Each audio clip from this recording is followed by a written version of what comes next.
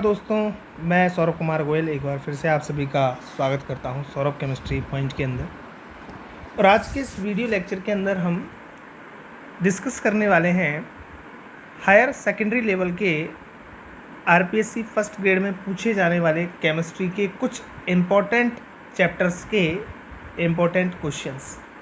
जैसे कि मैं बात करूं, अगर हायर सेकेंडरी लेवल की बात की जाए तो आरपीएससी फर्स्ट ग्रेड के अंदर जो क्वेश्चंस पूछे जाते हैं उनमें से मैंने कुछ चैप्टर लिए हैं, जैसे एटॉमिक स्ट्रक्चर, आपका संक्रमण तत्व, लेंथेनाइड, एक्टिनाइड, रासायनिक वलगतिकी एवं पृष्ठीय रसायन और विलयन। इन टॉपिक्स से मैंने कुछ क्वेश्चंस लिए हैं, इंपॉर्टेंट क्वेश्चंस लिए हैं, जिनके आने की संभावना इस बार पूरी है।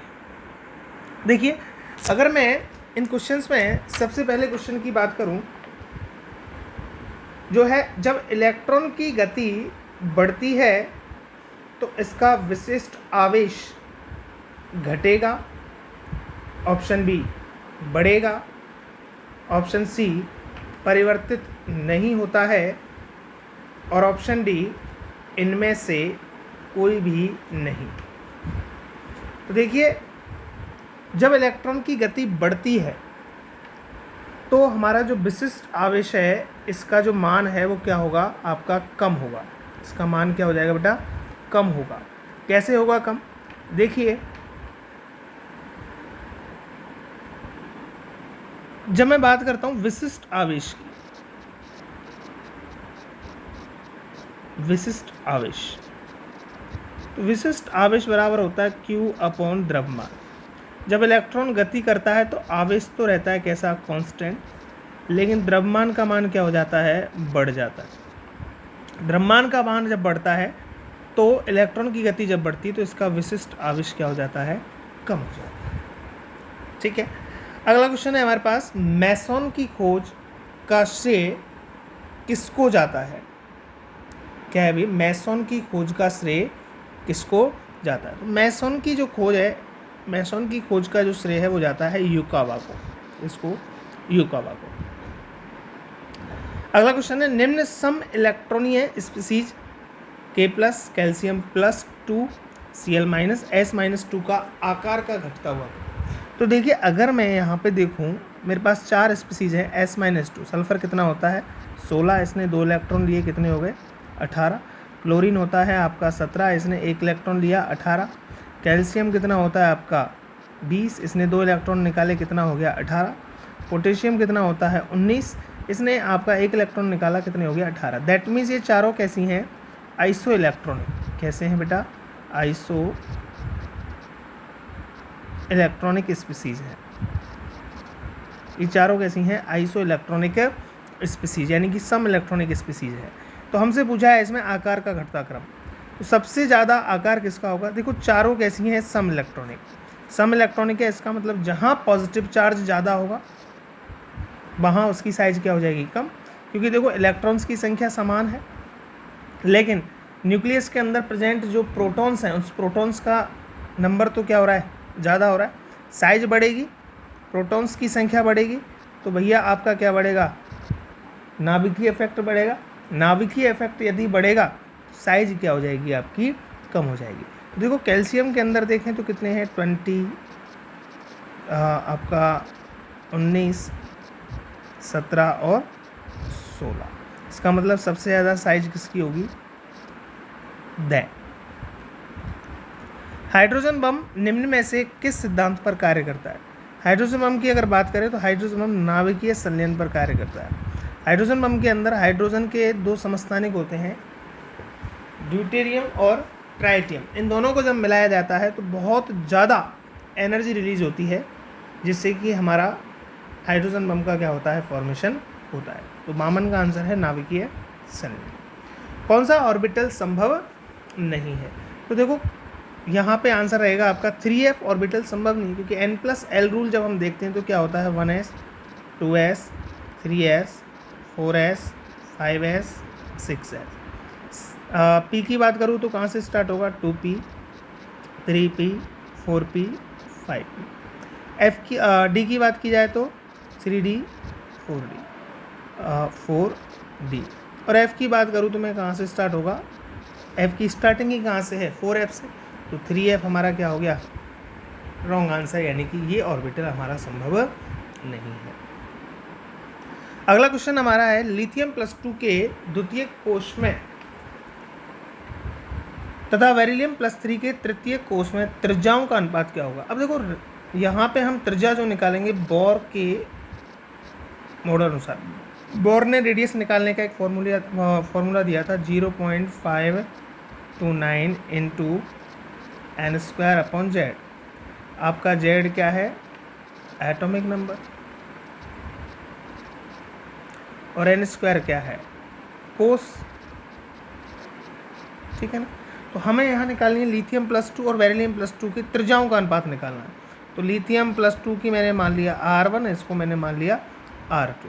तो R1 जब हम निकालेंगे तो हमारे पास आ जाएगा क्या, 0.529 इंटू लिथियम का कोस है दूसरा, यानी कि 4/, और हमारा लिथियम होता है 3, 4/3 अपॉन में 0.529 बेरिलियम का है तीसरा, यानी कि 9/, और आपका हो जाएगा बेरिलियम यानी कि 4, 0.59 ये तो कैंसिल हो गया, तो ये हमारा हो गया 4/3 इंटू 4/9, तो 4 चौक 16 और अपन में हो गया 9 27, तो हमारा यहाँ अनुपात हो जाएगा कितना, 16:27। यहाँ हमारा रहेगा ऑप्शन नंबर 2। आइए बढ़ते हैं नेक्स्ट क्वेश्चन की तरफ।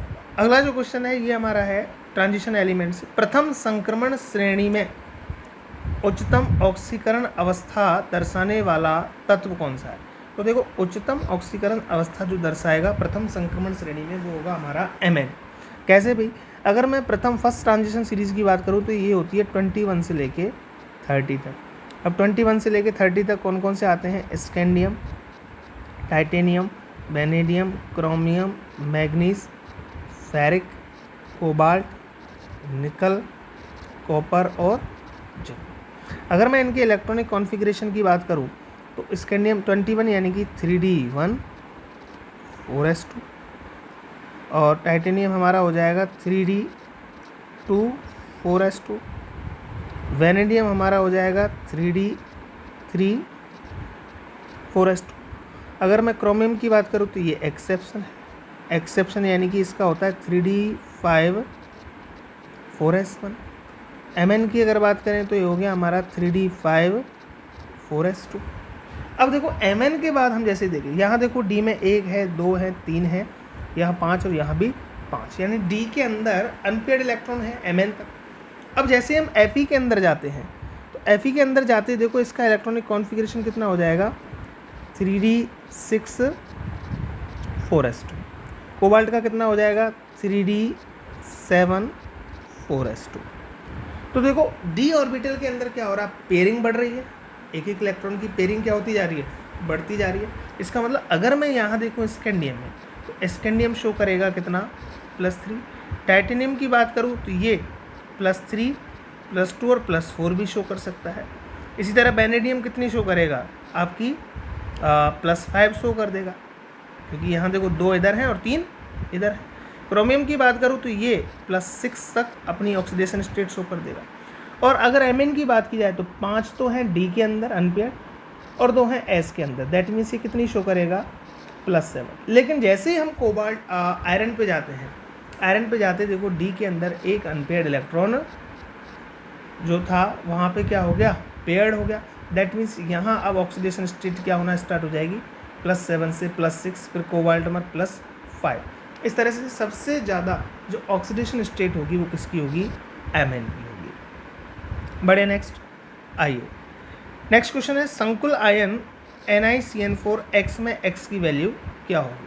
तो देखो यहाँ अगर मैं X का मान निकालूँ तो यहाँ पे निकल की कितनी होगी, +2, CN कितने हैं 4, एक की होती है -1 बराबर में X, तो ये हो जाएगा +2 -4 बराबर X। तो X बराबर हमारा आंसर आ गया कितना, -2। आंसर होगा क्या, -2। अगला क्वेश्चन हमारा है क्वेश्चन है स्नेवार किसका अयस्क है? स्नेवार किसका अयस्क है? तो देखिए स्नेवार जो है ये HGS का अयस्क है। किसका अयस्क है बेटा? HGS का अयस्क है। स्नेवार जो है HGS का अयस्क है, जिसमें आपका Hg काफ़ी मात्रा में पाया जाता है। यानी कि यहाँ पे ऑप्शन हमारा कितना हो जाएगा? ऑप्शन हो जाएगा हमारा क्या? फर्स्ट। यहाँ HGS की अगर बात करूँ तो यहाँ लगभग 85% Hg पाया जाता है इसमें, है ना, 85%। अगला क्वेश्चन हमसे पूछा है निम्न में से कौन सा तत्व संक्रमण तत्वों की द्वितीय श्रेणी में नहीं आता? देखो अभी जो श्रेणी हमने देखी थी वो कौन सी थी? संक्रमण तत्वों की प्रथम श्रेणी। कौन सी थी भैया? संक्रमण तत्वों की प्रथम श्रेणी। और अभी यहाँ क्वेश्चन पूछा है हमसे कि हमें 4 ऑप्शन दे रखे हैं, इनमें पूछा है कि कौन सा एलिमेंट संक्रमण तत्वों की द्वितीय श्रेणी में नहीं आता है, द्वितीय श्रेणी में नहीं आता है। तो पहला देखो आप कौन सा है? यट्रियम। तो यट्रियम तो हमारा आता है। इसके बाद हमारा सिल्वर भी आता है द्वितीय में। रोडियम भी आता है। अगर मैं आपको एक बार बताऊं सेकंड सीरीज ऑफ लेंथेन आपकी ट्रांजिशन एलिमेंट्स, तो ये होती है आपकी कौन सी? यट्रियम के बाद जर्कोनियम के बाद एनबी के बाद MO, TC, आपका रुथेनियम, आपका रोडियम, आपका पैडेलियम, आपका AG और आपका कैडमियम। यानी कि 1 2 3 4 5 6 7 8 9 10 एलिमेंट्स। आप देख लो ये सारे एलिमेंट्स कौन से हैं? द्वितीय संक्रमण सीरीज के हैं। तो इसमें हमारा यट्रियम है, आपका रोडियम भी है और आपका सिल्वर भी है। इसका मतलब टंगस्टन हमारा क्या हो जाएगा? Right option. टंगस्टन जो है ये संक्रमण तत्वों की द्वितीय श्रेणी में नहीं आता है। अगला क्वेश्चन हमारा है क्या? अगला क्वेश्चन है नॉन स्टाइक्योमेट्रिक यौगिक बनाते हैं। क्वेश्चन क्या है? नॉन स्टाइक्योमेट्रिक यौगिक बनाते हैं। तो देखिए नॉन स्टाइक्योमेट्रिक यौगिक कौन बनाएगा? क्षार धातुएं नॉन स्टाइक्योमेट्रिक यौगिक नहीं बनाती हैं। इसके अलावा क्षारीय मृदा ये भी नहीं, उपयुक्त सभी नहीं। संक्रमण धातुएं नॉन स्टाइक्योमेट्रिक यौगिक नहीं बनाती हैं, नॉन स्टाइक्योमेट्रिक यौगिक बनाती है। क्षार धातु हमारे नॉन स्टाइक्योमेट्रिक यौगिक नहीं बनाते हैं। क्षारीय मृदा भी नहीं बनाती है। संक्रमण धातुएं हमारी नॉन स्टाइक्योमेट्रिक यौगिक बनाती है। अगला क्वेश्चन, मिस मेटल में सीरियम की प्रतिशतता। तो मिस मेटल के अंदर सीरियम की जो प्रतिशतता होती है लगभग कितनी होती है? 50% होती है।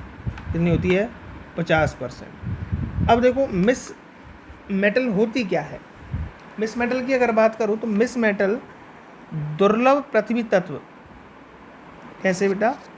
दुर्लभ पृथ्वी तत्व यानी रेयर मृदा एलिमेंट। दुर्लभ पृथ्वी तत्व जिनमें कितने? 94 से 95% प्लस लोहा कितना? 5% प्लस आपका सल्फर, कार्बन, कैल्शियम और एल्युमिनियम के अंशों से मिलकर बनी मिश्र धातु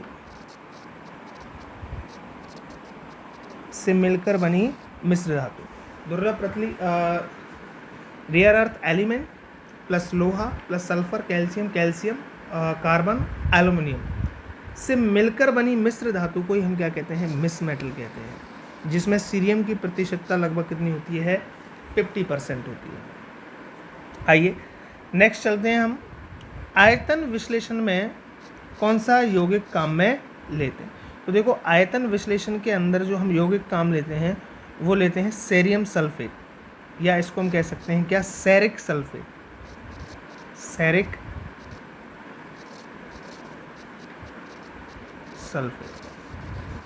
कौन सा यौगिक काम में लेते हैं भैया? Ceric sulphate. क्रुक्स लेंस बनाने में प्रयुक्त यौगिक कौन सा है? तो देखो क्रुक्स यौगिक बनाने के अंदर जो यौगिक काम लिया जाता है उसको हम कहते हैं लेंथेनम ऑक्साइड। La2O3, इसको हम लेंथेना भी कहते हैं, लेंथेना, इसको क्या बोला जाता है, लेंथेना भी बोला जाता है। एक्टिनेट सामान्यतः ऑक्सीकरण अवस्था, एक्टिनेट जो है +3 से +6 तक ऑक्सीकरण अवस्था दिखाते हैं। यूरेनियम के बाद आने वाले तत्वों को किस नाम से जाना जाता है? यूरेनियम के बाद आने वाले तत्वों को पैरा यूरेनियम नाम से जाना जाता है। इसके बाद नेक्स्ट क्वेश्चन हमारा है, चश्मे बनाने में किसका उपयोग किया जाता है? चश्मे बनाने में हमारा सीरियम का यूज़ किया जाता है। इसका यूज़ किया जाता है भैया, सीरियम का यूज़ किया जाता है। अगला क्वेश्चन हमारा है केमिकल काइनेटिक्स। मूल अभिक्रिया में भाग लेने वाले अणुओं, परमाणुओं या मूलकों की संख्या क्या कहलाती है? अनुसंख्यिता की डेफिनेशन को पूछ लिया है हमसे, ठीक है ना। अनुसंख्यिता किसे कहते हैं? मूल अभिक्रिया में भाग लेने वाले अणुओं, परमाणुओं या मूलकों की संख्या अनुसंख्यिता कहलाती है। अगला क्वेश्चन भी केमिकल काइनेटिक्स है। ये एक रिएक्शन दे रखी है और ये उसकी रेट दे रखी है, ठीक है ना। और हमसे पूछा है SO3 का सांद्रण बढ़ने पर अभिक्रिया की दर बढ़ेगी, कम होगी, दुगनी हो जाएगी, कोई प्रभाव। आप देखो यहाँ हमारे पास SO3 क्या है? अभिकारक। तो अभिकारक की सांद्रता -1/2। इसका मतलब क्या होगा? SO3 की अगर सांद्रता बढ़ेगी तो रेट ऑफ रिएक्शन क्या हो जाएगी? कम हो जाएगी, क्योंकि रेट को अगर मैं लिखूँ तो कैसे आएगा? रेट इज इक्वल टू के कंसंट्रेशन ऑफ SO2 अपॉन में SO3 की पावर 1/2। इसका मतलब SO3 की कंसंट्रेशन यदि बढ़ेगी तो रेट क्या हो जाएगी? कम हो जाएगी।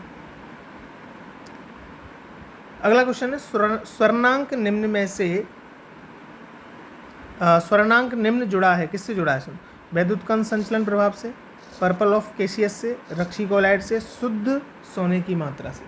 तो भैया स्वर्णांक जिनको कि हम क्या कहते हैं? गोल्डन नंबर्स, गोल्ड नंबर्स कहते हैं स्वर्णांक, यानी कि गोल्ड नंबर्स। और गोल्ड नंबर्स किससे रिलेटेड होते हैं भैया? रक्षी कोलाइड से, ठीक है ना। किससे रिलेटेड होते हैं? रक्षी कोलाइड से, ठीक है ना। क्या होते हैं रक्षी कोलाइड? स्वर्णांक मैं आपको बताऊं तो एक सुरक्षात्मक कोलाइड के मिलीग्राम में न्यूनतम द्रव्यमान को दर्शाता है, ठीक है ना। और इसकी जो खोज है सबसे पहले रिचर्ड एडोल्फ ने की थी। गोल्ड नंबर जो है एक लियोफिलिक कोलाइड की सुरक्षात्मक शक्ति को दर्शाता है, ठीक है। जितना कम गोल्ड नंबर होगा उसकी सुरक्षात्मक शक्ति उतनी ज़्यादा होगी, ठीक है। जैसे एक बार जिलेटिन की लिए पूछ लिया गया था गोल्ड नंबर। जिलेटिन के लिए गोल्ड नंबर जो होता है वो होता है कितना? 0.005 से 0.01, ठीक है। इसके अलावा स्टार्च के लिए बात करें, स्टार्च के लिए होता है कितना? 25। अगर मैं बात करूं एल्बुमिन के लिए, तो एल्बुमिन के लिए होता है 0.1 से 0.2। अगर मैं बात करूं गम अरेबिक के लिए होता है 0.15 से 0.25 तक, ठीक है। अगला क्वेश्चन है, रक्त को शुद्ध किया जाता है, रक्त को शुद्ध किया जाता है भैया अपोहन द्वारा। आपने एक वर्ड सुना होगा डायलिसिस, और डायलिसिस कब करवाया जाता है? जब किडनियाँ खराब हो जाती है किसी व्यक्ति की, जब दोनों किडनियाँ खराब हो जाती हैं तो उसको कुछ दिनों तक डायलिसिस के द्वारा जिंदा रखा जाता है। तो मैं कह सकता हूँ dialysis is a medical procedure use to filter and purify the blood using a machine. क्या है? Dialysis is a medical procedure used to filter and purify the blood using machine, ठीक है। तो रक्त को शुद्ध किसके द्वारा किया जाता है? अपोहन के द्वारा।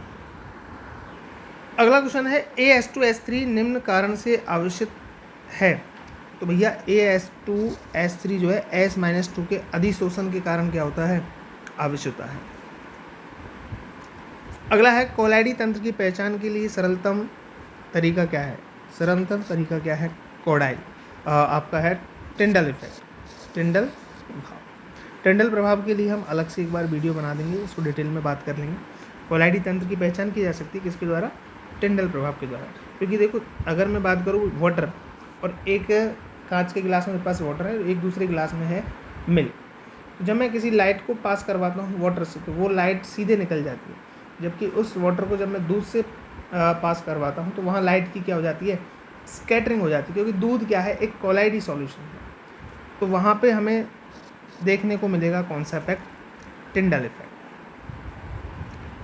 अगला क्वेश्चन है हमारे पास, कोलाइडी गोल्ड बनाते हैं। अगला क्वेश्चन क्या है भैया, कोलाइडी गोल्ड बनाते हैं यांत्रिक परिक्षेपण द्वारा, पेप्टीकरण द्वारा, आपके ब्रेडिंग आर्क विधि द्वारा, और दूसरा क्या है आपका जल अपघटन द्वारा। इसके द्वारा जल अपघटन। तो कोलाइडी जो गोल्ड है वो ब्रेडिंग आर्क विधि द्वारा बनाए जाते हैं। ठीक है, ब्रेडिंग आर्क क्या है, ब्रेडिंग आर्क एक मेथड है जिसके द्वारा कोलाइडी सॉल्यूशन या धातुओं का कोलाइडी सॉल्यूशन बनाया जाता है। ब्रेडिंग आर्क एक मेथड है जिससे धातुओं का कोलाइडी सॉल्यूशन बनाया जाता है,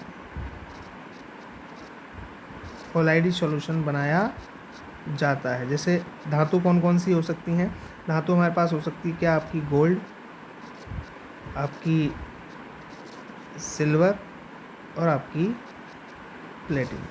इन धातुओं का क्या बनाया जाता है भैया, कोलाइडी सॉल्व बनाया जाता है। किसके द्वारा, ब्रेडिंग आर्क विधि द्वारा।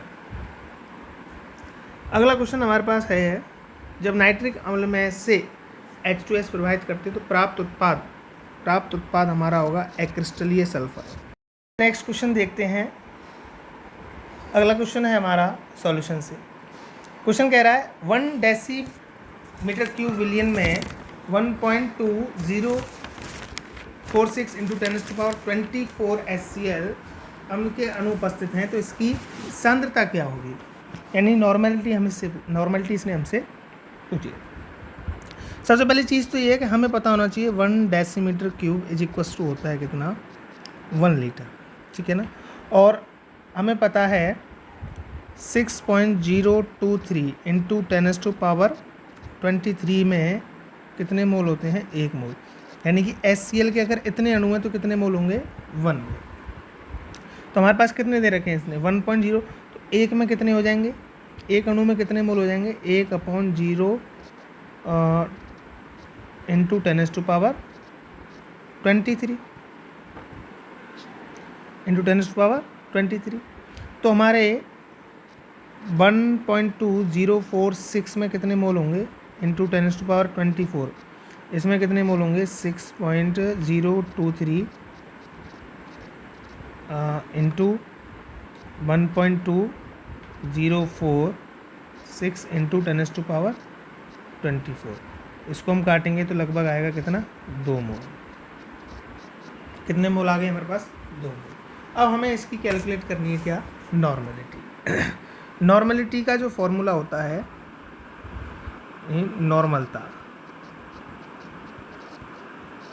नॉर्मलता का हमारा फॉर्मूला होता है विलेय के तुल्यांकों की संख्या, विलेय के तुल्यांकों की संख्या अपॉन में विलियन का आयतन, यानी कि V किस में होगा, लीटर में। तो भैया हमें सबसे पहले क्या निकालने पड़ेंगे, विलेय की तुल्यांक की संख्या। अब विलेय की तुल्यांक की संख्या अगर हमें निकालनी है तो विलेय की तुल्यांक की संख्या का फॉर्मूला होता है क्या, HCl की ग्राम में मात्रा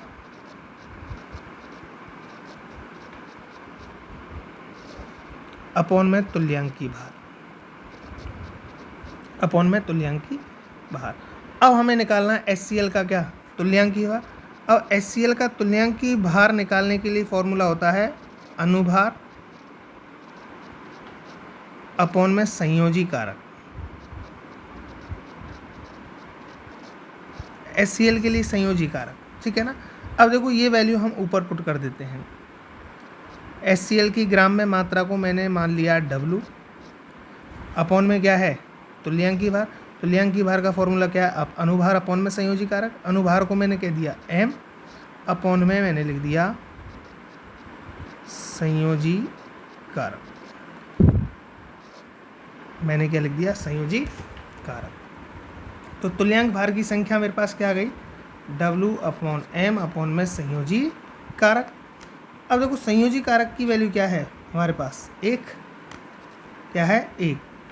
तो हमारे पास क्या बच गया, W अपॉन M, यानी कि विलेय की ग्राम में मात्रा अपॉन अनुभार। इसको हम क्या कह देते हैं, मोल।